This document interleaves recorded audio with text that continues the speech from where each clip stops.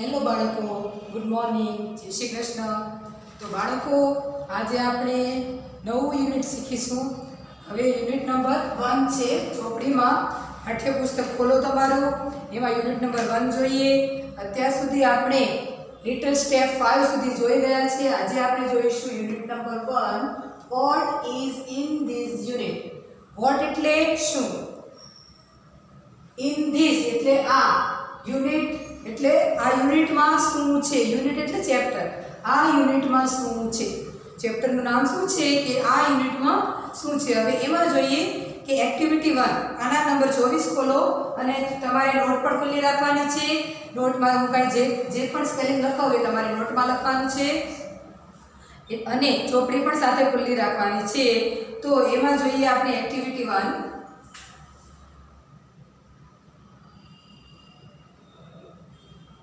Activity 1. હવે activity 1 શું છે કે નીચેનું કાવ્ય સાંભળો, દોહરાવો અને ગાઓ. હવે તમને જે કાવ્ય આપેલી છે એ કાવ્ય તમારે સાંભળવાની છે અને ગાવાની પણ છે. તો જોઈએ અ રેપ રેપ. તો કાવ્યનું નામ શું છે? અ રેપ રેપ. તો તમને એમ થાય છે કે આ રેપનો અર્થ શું છે, તો આપણે લખીએ એનો અર્થ રેપ, RAP રેપ. રેપ એટલે ટકોરા. રેપ એટલે ટકોરા. હવે ટકોરા એટલે કયા પ્રકારના ટકોરા? તો એક પ્રકારના હળવા ટકોરા. આ રીતે આપણે ટકોરાનો અવાજ કરીએ છીએ એ ટકોરા, હળવા ટકોરા. એ અહીંયા કઈ રીતે ગીતમાં ગાવાનું છે, જેમ ગીત ગવાતું જાય છે એ પ્રમાણે આપણે જેમ ગીત ગવાતું જાય છે એ પ્રકારે આપણે ટકોરા કરતા જવાનું છે. જુઓ અંદર, here is the rhythm, here is the rap. હવે here એટલે અહીંયા, here એટલે અહીંયા, here એટલે અહીંયા. rhythm એટલે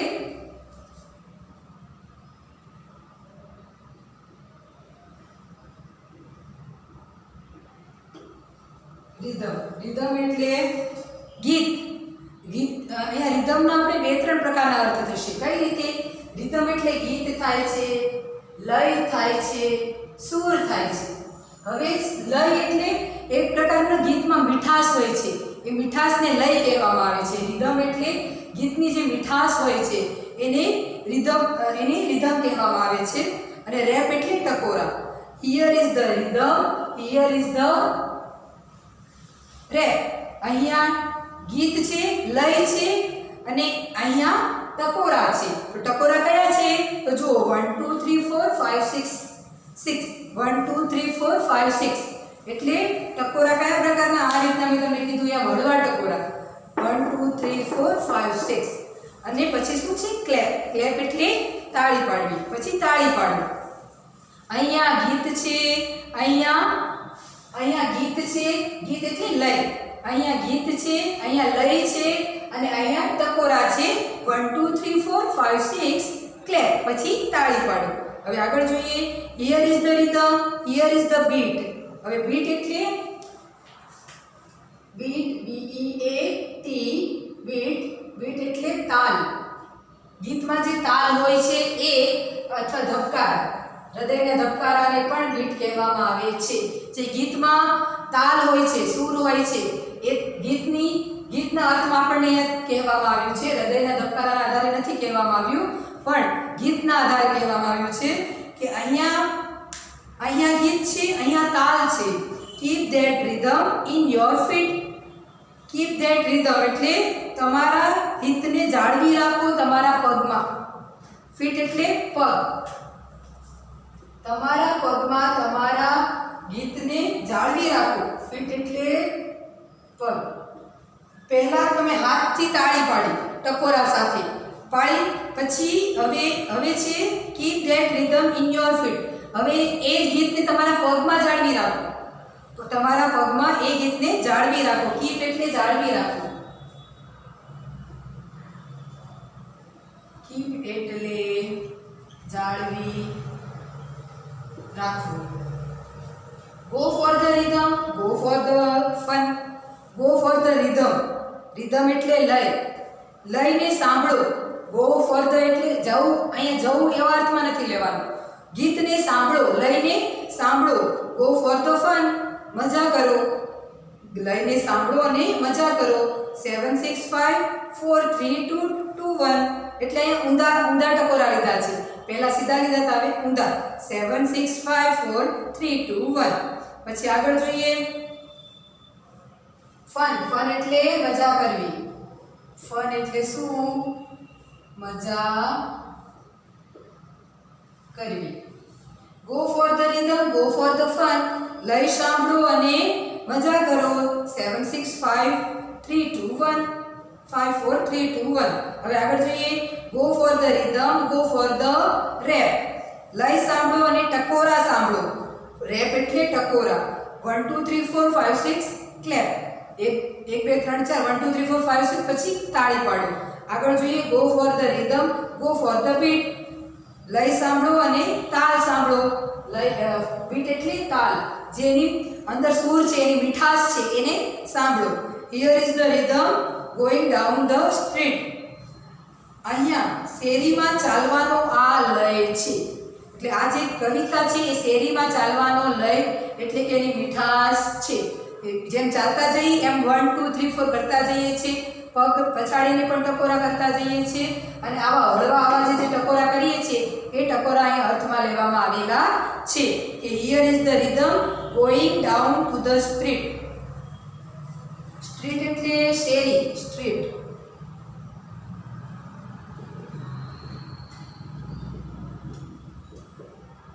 શેરીમાં ચાલવાનો આ છે લય. તો આ કવિતા મેં તમને સમજાવી. હવે આપણે આ એક્ટિવિટી 1 અહીંયા પૂરી કરીએ છીએ. પછી શું છે એક્ટિવિટી 2. એક્ટિવિટી 2 પાના નંબર 25 ઉપર જુઓ કે નીચે ચિત્રમાં કેટલા ફ્લાવર્સ છે, એપલ્સ છે, કાર્સ છે, બસીસ, કેમલ્સ, રેબિટ્સ અને ફ્રોગ્સ બનાના છે એ તમારે ગણીને આમાં લખવાના છે ખાલી જગ્યામાં. તો આપણે ગણીએ. પહેલું શું છે? ફ્લાવર્સ. હવે છે એક્ટિવિટી 2.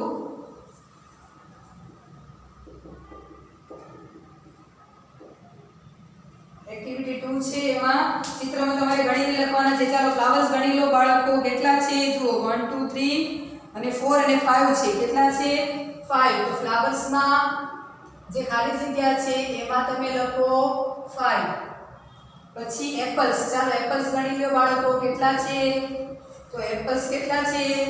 તો ગણી આપે 1 2 3 અને 4 એટલે 4 એપલ્સ છે. પછી કાર્સ ગણીએ. કાર્સ કેટલી છે? કાર્સ ગણીએ 1 2 3 4 and 5. 5 કાર્સ છે એટલે અહીંયા લખીશું 5. પછી બસીસ. કેટલી બસીસ છે? તો બસીસ 1 2 and 3. 3 બસીસ છે એટલે બસીસમાં 3 લખવાનું છે. આગળ જોઈએ કેમલ્સ. CAMELS. કેમલ્સ એટલે ઊંટ. કેટલા ઊંટ છે? તો જોઈએ ઊંટ કેટલા છે? 1 2 3 4.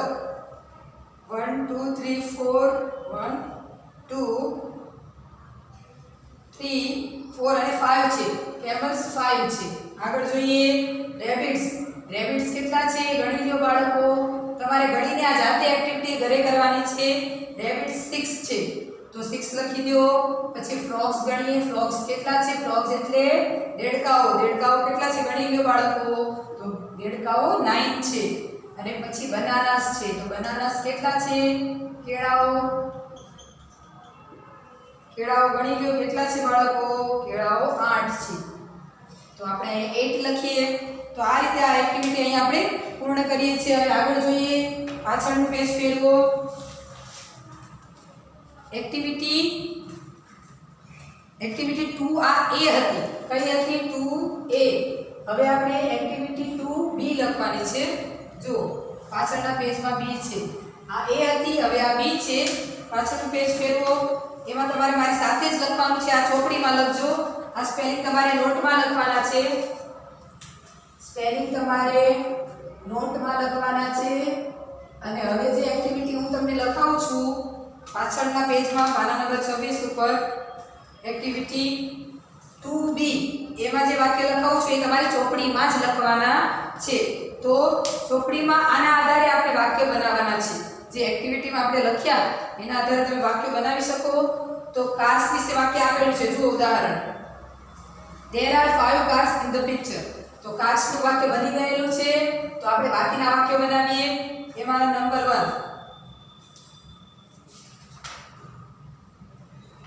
1 લખીએ ફ્લાવર્સ વિશે. ચાલો પહેલું વાક્ય લખીએ. તો there are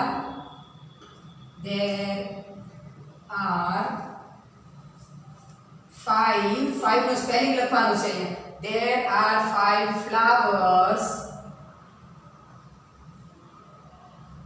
in this picture.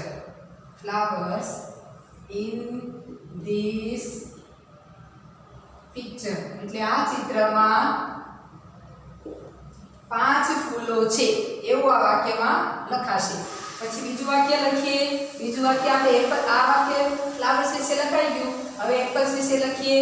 તો કઈ રીતે બનાવશો? હવે આ રીતે તમે બનાવો. ધ્યેયવાળા વાક્ય તમે બનાવી ચૂક્યા છો એટલે એના આધારે તમારે બધા વાક્યો બનાવવાના છે. હવે 4 છે. એપલ્સ કેટલા છે? 4 છે. તો લખીએ there are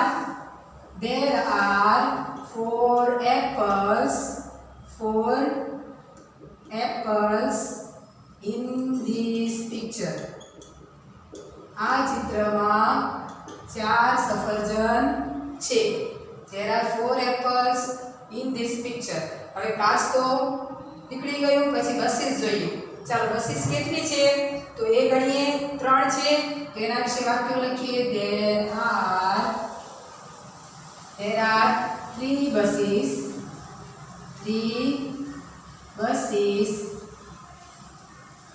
in this picture.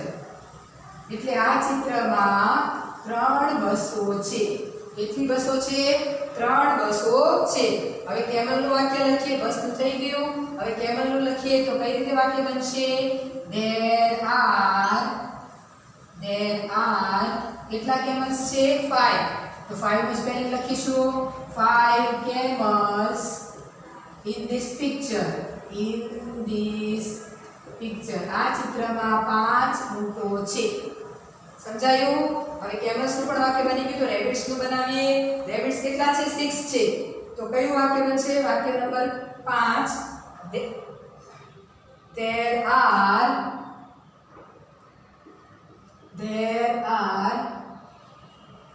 rabbits 6 છે. તો લખીએ 6. there are 6 rabbits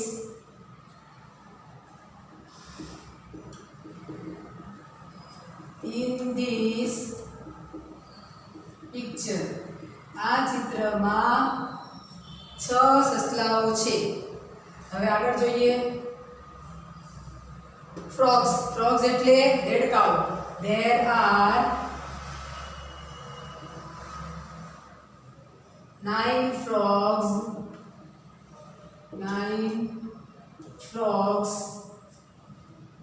in this picture. આ ચિત્રમાં 9 દેડકાઓ છે. લખ્યું. ફ્રોગનું વાક્ય પણ થઈ ગયું. હવે બનાનાસ બાકી છે. 7મું વાક્ય લખીએ. તો 7મું વાક્ય કઈ રીતે બનશે? કે there are 8 bananas. 8 no spelling લખીશું. 8 bananas in this picture. આ ચિત્રમાં 8 કેળાઓ છે. સમજાયું બાળકો? આ રીતે આપણે 7 વાક્યો લખીશું. 8મું વાક્ય કાર્સનું તો અંદર લખેલું જ છે એટલે આપણે એ લખવાનું નથી. સમજાયું? 7 વાક્યો બનશે. તો અહીંયા 7 વાક્યો બની જાય એટલે આ એક્ટિવિટીમાં એક્ટિવિટી 2 માં A અને B અહીંયા પૂરું થાય છે. પછી C છે એ આપણે કરવાની નથી. પાના નંબર 26 ઉપર C છે એ આપણે નહીં કરીએ. હવે એક્ટિવિટી 3 જોવાની છે. તો બાળકો જો તમારે આ ચોપડીમાં લખવાનું છે. આટલું છે આ એ ચોપડીમાં લખવાનું છે અને આ સ્પેલિંગ નોટમાં લખવાના છે. આટલા સ્પેલિંગ નોટમાં લખવાના છે અને આટલું ચોપડીમાં લખવાનું છે. જો તમારે લખવાનું બાકી રહી ગયું હોય તો તમે એનો સ્ક્રીનશોટ લઈ લો બાળકો.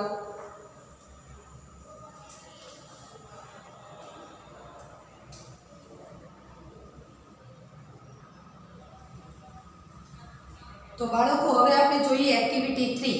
એક્ટિવિટી 3 પાના નંબર 27 3A. હવે આમાં પણ 3A છે તો એક્ટિવિટી 3A માં સ્ટોરી છે. સ્ટોરીનું નામ છે હિતુઝ ક્લાસ. Activity 3A. હવે એમાં સ્ટોરીનું નામ શું છે? હિતુઝ ક્લાસ. હિતુનો વર્ગખંડ. હિતુઝ ક્લાસરૂમ એટલે હિતુનો વર્ગખંડ. હિતુનો વર્ગખંડ. તો જોઈએ અંદર લુક એટ હિતુઝ ક્લાસરૂમ. હિતુના વર્ગખંડ તરફ જુઓ. લુક એટલે જોવું. લુક એટલે જુઓ. લુક એટલે જુઓ. ક્યાં જોવાનું કહે છે? Look at the Hitu's classroom. હિતુના વર્ગખંડ તરફ જુઓ. Hitu and his friends are in the classroom. Hitu અને તેના મિત્રો ક્લાસરૂમમાં છે એટલે કે વર્ગખંડમાં છે. It is a big classroom. તે મોટો વર્ગખંડ છે. The walls are pink. Walls એટલે ક્લાસરૂમ એટલે વર્ગખંડ તો તમને ખબર જ છે. તો પણ લખી લો એનો સ્પેલિંગ ક્લાસરૂમ. ક્લાસરૂમ એટલે વર્ગખંડ. અને વર્ગખંડ કેવો છે? બિગ છે. બિગ એટલે મોટો છે. પછી છે વોલ્સ. વોલ્સ એટલે દીવાલ. વોલ્સ. વોલ એટલે દીવાલ. દીવાલો કેવી છે? દીવાલ ધ વોલ્સ આર પિંક. દીવાલો ગુલાબી રંગની છે. The board is black. Board કેવા રંગનું છે? બ્લેક રંગનું છે. The ceiling is white. Ceiling એટલે છત. સીલિંગ. સીલિંગ એટલે છત. છતનો મતલબ આ જે ઉપરનો ભાગ આવે છે આ સીલિંગનો, એ ઉપરના ભાગને સીલિંગ કહેવામાં આવે છે. The ceiling is white. એટલે સીલિંગ છત કેવા રંગની છે? સફેદ રંગની છે. There are 2 windows in the room. Windows એટલે બારી. વિન્ડો. વિન્ડો એટલે બારી. There are 2 windows. There are 2 windows in the room. એટલે રૂમમાં બે બારીઓ છે. The window frames are brown. Frame એટલે જે એનું ચોકઠું બને છે, બારીનું ચોકઠું ફરતી એને કોરે જે ચોકઠું બનતું હોય એને ફ્રેમ કહેવામાં આવે છે. ફ્રેમ એટલે ચોકઠું. FRAME. ફ્રેમ. ફ્રેમ એટલે ચોકઠું. The window frames are brown. એટલે જે બારીના ચોકઠા છે એ બ્રાઉન રંગના છે. બ્રાઉન એટલે કથ્થઈ. The doors are brown. Doors એટલે દરવાજા. દરવાજા પણ બ્રાઉન છે. The floor is clean. Floor એટલે ભોંય. નીચેનું ફ્લોર હોય છે એ ફ્લોર. ફ્લોર એટલે ભોંય. જમીન. જમીન એટલે આ જે નીચેનો ભાગ હોય એને ફ્લોર કહેવામાં આવે છે. Floor. The floor is clean એટલે ભોંય. ક્લીન એટલે ચોખ્ખું છે, સ્વચ્છ છે. The benches are clean too. Benches એટલે પાટલીઓ. આપણે બેન્ચ જ બોલીએ છીએ, આપણે પાટલી નથી બોલતા, પણ એનું ગુજરાતી ખરેખર પાટલી થાય છે. બેન્ચીસ. બેન્ચીસ એનું બહુવચન છે અને બેન્ચ એકવચન છે. બેન્ચ એટલે શું થાય? પાટલી થાય છે. તો the benches are clean too એટલે પાટલીઓ પણ સ્વચ્છ છે એટલે ચોખ્ખી છે. There is a bulletin board near the window. Bulletin board એટલે જે બહાર આપણે બોર્ડ લગાવેલા હોય છે જેના પર બધી નોટિસ સૂચનાઓ બધી લખેલી હોય છે એને બુલેટિન બોર્ડ કહેવામાં આવે છે. તો બુલેટિન બોર્ડ એટલે notice board. BULLETIN. Bulletin board. Bulletin board એટલે નોટિસ બોર્ડ. નોટિસ બોર્ડ જેની પર આપણે નોટિસ લખીએ છીએ. ગમે એ સૂચના લખવાની હોય છે, ગમે તે જાણકારી લખવાની હોય છે, બધી નોટિસ બોર્ડ ઉપર લખવામાં આવે છે. બુલેટિન બોર્ડ ઉપર એ ક્યાં છે? There is a bulletin board near the window. Near એટલે નજીક.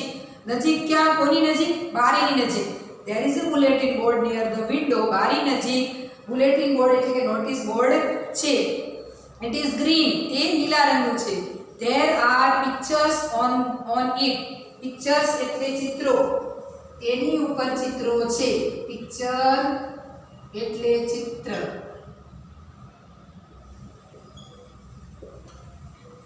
there are pictures on it. તેની ઉપર ચિત્રો છે. Hitu is on the first bench.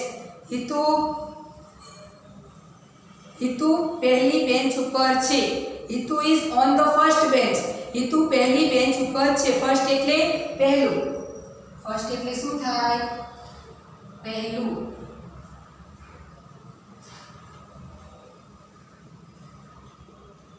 Hitu પહેલી બેન્ચ ઉપર છે. ઓન ધ ફર્સ્ટ બેન્ચ એટલે હિતુ પહેલી બેન્ચ ઉપર છે. ચાલો આગળ જોઈએ. There is a platform in the classroom. ક્લાસરૂમમાં પ્લેટફોર્મ પણ છે. પ્લેટફોર્મ એટલે પ્લેટફોર્મ જ થાય છે. ક્લાસરૂમમાં પ્લેટફોર્મ પર છે. પ્લેટફોર્મ. હવે પ્લેટફોર્મનો અર્થ તમારે જાણવો હોય તો તમને પણ ખબર છે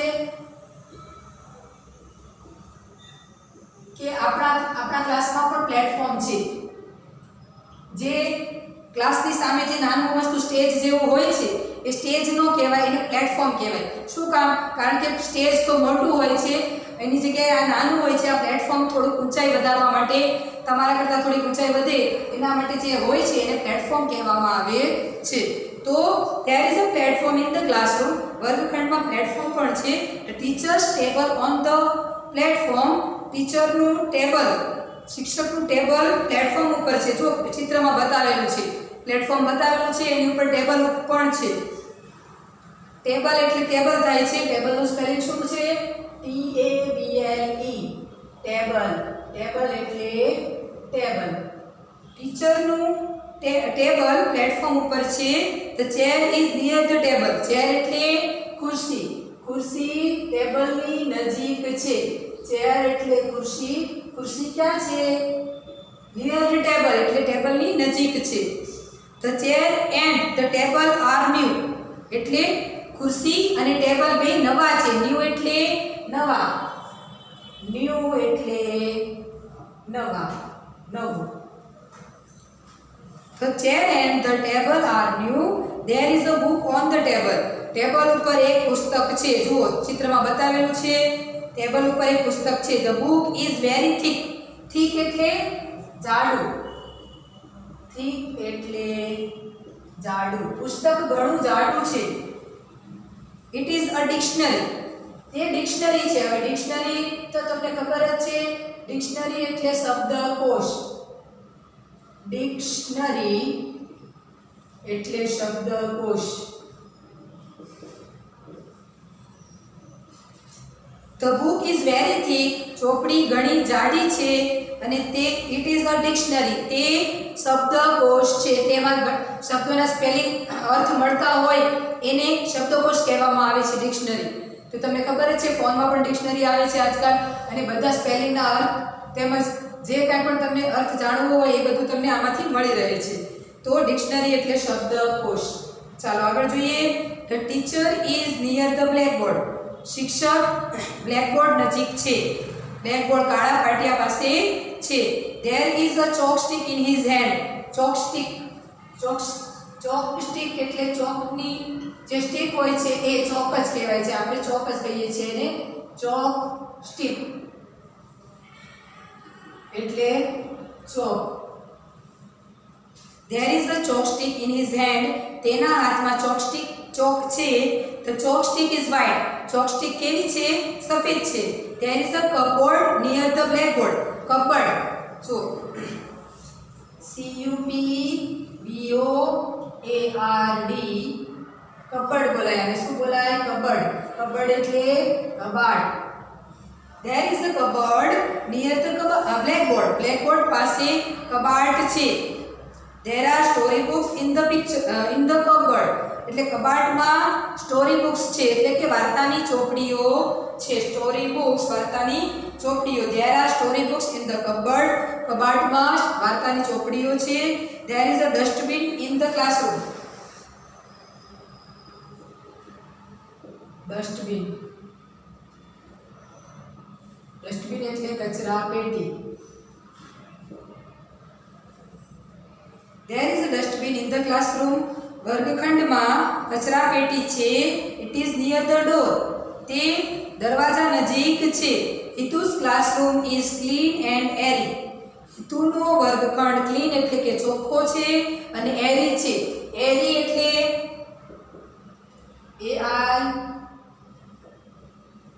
AIRY એરી. એરી એટલે હવા ઉજાસ વાળું.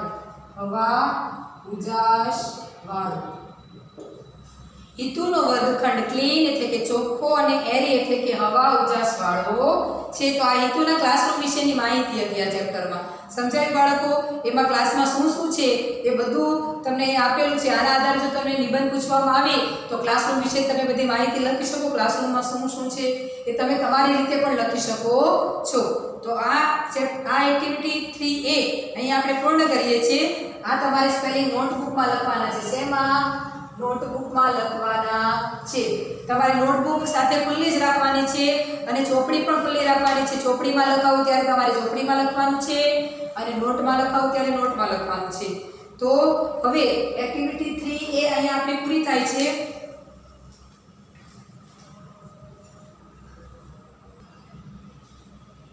એક્ટિવિટી 3A અહીંયા આપણે પૂરી કરીએ છીએ. તો જો તમારે બાકી રહી ગયું હોય તો તમે એની સ્ક્રીનશોટ લઈ લો બાળકો.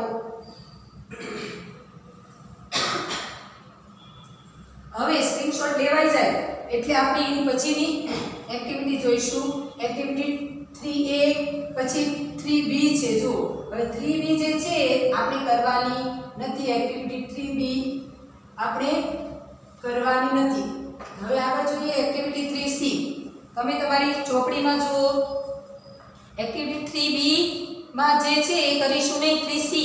3C જુઓ અંદર શું છે? ખરા ખોટા છે.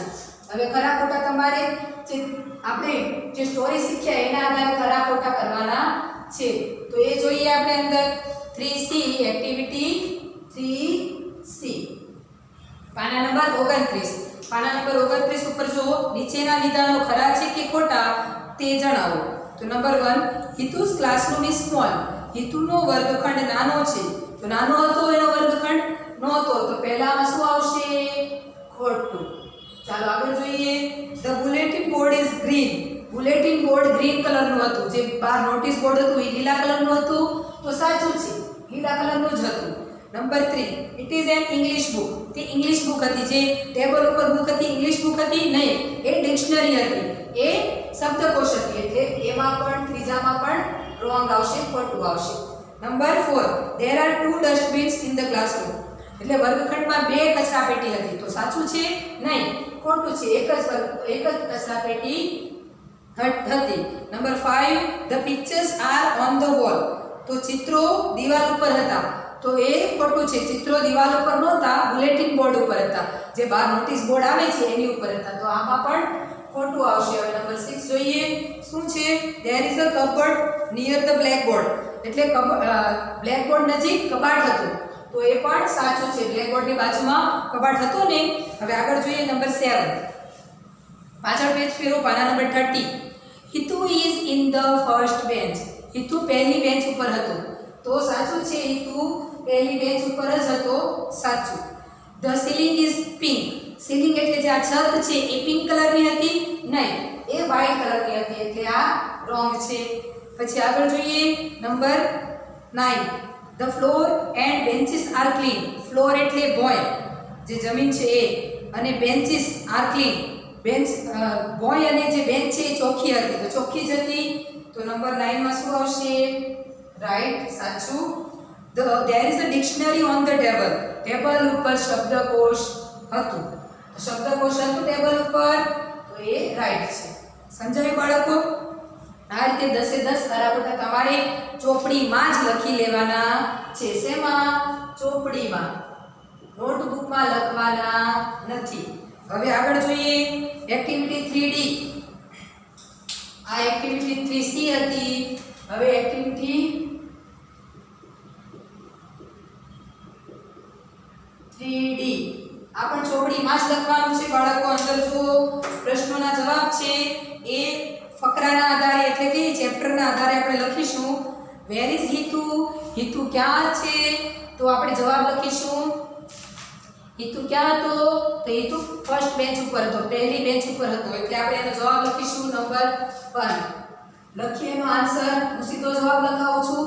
તમારે લખવાનો છે Hitu is Hitu is on the first bench. Hitu is on the first bench. Hitu પહેલી બેન્ચ ઉપર છે. ચાલો આગળ જોઈએ number 2. Where is the dustbin? કચરા પેટી ક્યાં છે? તો લખીએ આપણે આન્સર એનો. The dustbin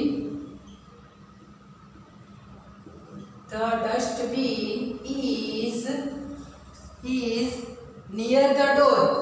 Is near the door. દરવાજા નજીક કચરા પેટી છે.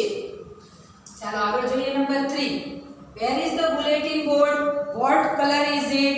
bulletin board ક્યાં છે અને તેનો કલર તેનો રંગ શું છે? તો the bulletin board આપણે લખીશું where is the bulletin board? bulletin board ક્યાં છે? તો લખીએ the bulletin board is near the window. Is near the window. તે બારી પાસે છે. બુલેટિન બોર્ડ બારી પાસે હતો અને તેનો રંગ કેવો છે? It is green. તે લીલા રંગનું છે. The bulletin board is near the window and it is green. What is there in the cupboard? કબાટમાં શું છે? તો there are story books in the cupboard. There are story books. તમને ખબર જ છે કબાટમાં શું હતું? સ્ટોરી બુક એટલે કે વાર્તાની ચોપડીઓ હતી. There are story books in the cupboard. એટલે કે કબાટમાં સ્ટોરી બુક છે. પાંચમું લખીએ. What is there in the cupboard? એ તો લખ્યું આપણે. પાંચમું is there a platform in your classroom? શું તમારા વર્ગખંડમાં પ્લેટફોર્મ છે? તો yes, there is a platform. There is a platform in our classroom. There is a platform in our classroom. અમારા વર્ગખંડમાં